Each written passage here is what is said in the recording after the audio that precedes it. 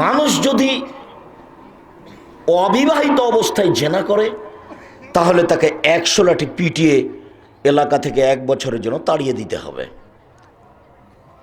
পরকালে তার জাহান্নামও হতে পারে, তার জান্নাতও হতে পারে। এটা দুনিয়াবি শাস্তি। মানুষ যদি বিবাহ করার পরে জেনায় লিপ্ত হয়, জাজল্য বউ বাড়িতে আছে, এরপরও জেনা করে বেড়াচ্ছে, বোকা ছিল। তুমি তো আজকে তোমার ভাবিকে নিয়ে এসছো মোটর সাইকেলে করে, তাই না? তোমার ভাবি তোমার মোটর সাইকেলের পিছনে ছিল, দুইজন মিলে বক্তব্য শুনতে এসেছো, এই তো তোমার নীতি। মানুষ যদি বিবাহ করার পরে জেনায় লিপ্ত হয় তাহলে তাকে ইট ঢেল পাথর দিয়ে মেরে মেরে মেরে ফেলতে হবে। তার বেঁচে থাকার কোনো সুযোগ নাই। পরকালে তার জাহান্নামও হতে পারে, তার জান্নাতও হতে পারে। মানুষ যদি মানুষের উপর অপবাদ লাগায়, জেনার অপবাদ, তাহলে 4টে সাক্ষী লাগবে। পৃথিবীতে মাত্র একটাই জায়গা যেখানে 4 জন সাক্ষী লাগে, সেইটাকে এদেশের লোক সরকার নিয়ে গেছে বিবাহের বৈঠকে।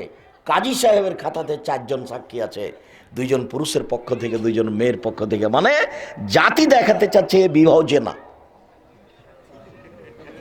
নইলে 4 জন সাক্ষী কেন? এই খাতা চলবে না।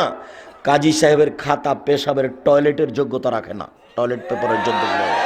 ও খাতা উল্টিয়ে খাতা আবার বানাতে হবে, যাতে মাত্র 2 জন সাক্ষী লাগবে। পক্ষ নাই, 2 জন মুসলমান লাগবে একটা বিবাহ জায়েজ হওয়ার জন্য। ও মেয়ের পক্ষে না ছেলের পক্ষে এই কথা নয়। রাসূল সাল্লাল্লাহু আলাইহি ওয়াসাল্লাম বলেছেন, লা নিকাহা ইল্লা বিশাহিদাইনে, 2 জন সাক্ষী ছাড়া বিবাহ হয় না। রাসূল সাল্লাল্লাহু আলাইহি ওয়াসাল্লাম বলেছেন, লা নিকাহা ইল্লা বিওয়ালিন, অভিভাবক ছাড়া বিবাহ হয় না। কোর্টের বিবাহ বাতিল, কোর্টের বিবাহ বাতিল, কোর্টের বিবাহ বাতিল। 7 ছেলের মা হলো বিবাহ আবার পড়াতে হবে। কোর্ট চলছে ফেকা অনুপাতে। ফেকার বইয়ে লেখা আছে, একটা ছেলে যদি বলে এটা আমার বউ, আর 2 জন যদি বলে হ্যাঁ আমি সাক্ষী আছি এটা তোর বউ, তাহলে বউ হয়ে গেছে, বাপ লাগবে না, কাউকে লাগবে না।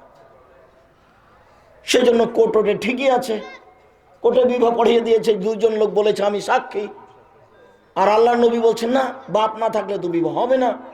আবার বলছেন এভাবে, আইয়ুমা ইমরাতিন নাকাহাত বিগাইরি ইজনি ওয়ালিহা, যে কোনো পুরুষ নারী যদি অভিভাবক ছাড়া, বাপ ছাড়া বিবাহ বসে, ফা নিকাহুহা বাতিল, ফা নিকাহুহা বাতিল, ফা নিকাহুহা বাতিল, সে বিবাহ বাতিল, সে বিবাহ বাতিল, সে বিবাহ বাতিল।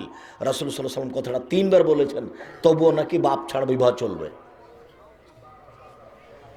যেই কথা আল্লাহ রাসূল নাকচ করতে গিয়ে 3 বার বলেন, সেই কথা জায়েজ হয় কি করে, চলে কি করে? অতএব কোনো মানুষকে যদি জেনা করেছে এটা প্রমাণ করতে চান, তাহলে কয়জন সাক্ষী লাগবে? 4টে। তো বিবাহতে 4টে ঢুকলো কি করে? নবী বলছেন 2টে, আর কাজী বলছেন 4টে। মানে নবীর কথার মুখোমুখি সরাসরি একবারে। আর সে কি যেমন তেমন ব্যাপার? পৃথিবীতে একটা জায়গাতে সাক্ষী লাগে 4টে, সেটা হলো জেনা। সেইটা চলে এসেছে বিবাহের মধ্যে।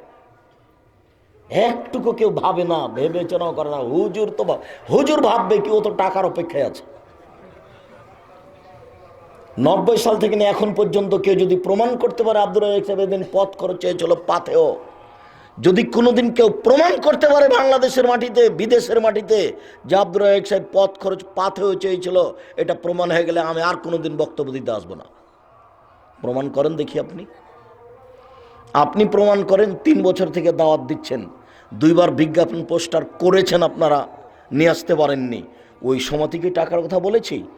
আজকে কি টাকার কথা বলেছি? আপনি প্রমাণ করেন। সম্মানিত দিনী ভাই বোন, পৃথিবীতে একটি পাপ আছে, সেটা হলো জেনা। তার জন্য 4 জন সাক্ষী লাগে। 4 জন সাক্ষী দিলে সে জেনা করেছে এটা প্রমাণ হবে, অন্যথায় তাকেই পিটাতে হবে। অপবাদের শাস্তির জন্য 80 লাঠি। একজন সাহাবী নগদ দেখে এসে বলছেন, আল্লাহর নবী, অমুক পুরুষকে আমার স্ত্রীর গায়ের উপরে উঠা অবস্থায় দেখে আসলাম। তখন আল্লাহ রাসূল বলছেন, সাক্ষী পেশ করো। তো লোকটি বলছে, আল্লাহ রাসূল, আমি ওই সময়তে সাক্ষী কোথায় খুঁজতে যাব? বলে, তাহলে তুমি চুপ থাকো, নাহলে তোমাকে 80 লাঠি পিটাবো। বউ বাদ দাও, তোমার বউ তোমাকে খারাপ লাগছে, বউ বাদ দাও। 100 বার বউ বাদ দিতে পারো, কিন্তু যদি বউ জেনা করেছে কথা প্রমাণ করতে যাও, তাহলে কি লাগবে? 4টা লাগবে। বলে, আমি এখন পারছি না। তো বউ নিয়ে থাকো, না আমাকে সেটা আমার মনে লাগে না, বউ তালাক দাও। যে কোনো সময় বউ তালাক দেওয়া যায়, কোনো সমস্যা নেই। কিন্তু আপনি বলবেন যে আমার স্ত্রী অন্যায় করেছে আর আপনার কাছে কোনো প্রমাণ থাকবে না, তখন আল্লাহর নবী আপনাকে পাল্টা আসিলাঠে আপনাকেই পিটাবে।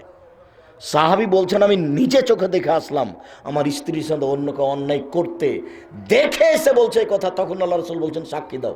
বলছে আমি ওই সময় তো কোথায় সাক্ষী খুঁজতে যাবো, তো তোমাকে পিটাবো। দেখেন এদেশে একটা বই পাওয়া যায় কে বড় ক্ষতিগ্রস্ত, নাম শুনেছেন? কে বড় ক্ষতিগ্রস্ত, বইটা পড়িয়েন, আর না হলে আমাকে বলেন যে আপনি পড়েন, আপনি লিখেছেন। দেখেন ওখানে এই কথা বলা আছে।